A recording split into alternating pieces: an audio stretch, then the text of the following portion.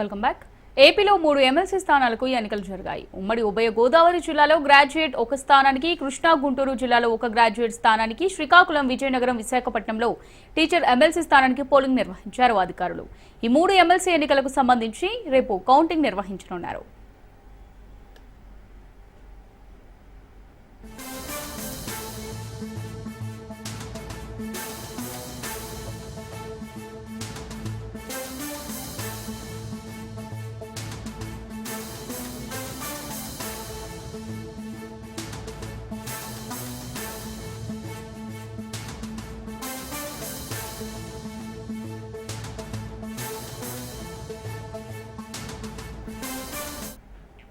రేపు గుంటూరులోని ఏసీ కాలేజ్లో గ్రాడ్యుయేట్ ఎమ్మెల్సీ ఎన్నికల కౌంటింగ్ ప్రక్రియ ప్రారంభం కానుంది.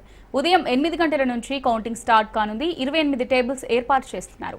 ఒక్క టేబుల్కు 5 చొప్పున ఎన్నికల సిబ్బంది ఉండనున్నారు. ఒకటో ప్రాధాన్యత ఓటులో ఎవరికైనా అభ్యర్థికి 50% మించి మెజారిటీ రాకపోతే రెండవ ప్రాధాన్యత ఓటును కౌంట్ చేయనున్నారు ఈ ఎన్నికల సిబ్బంది.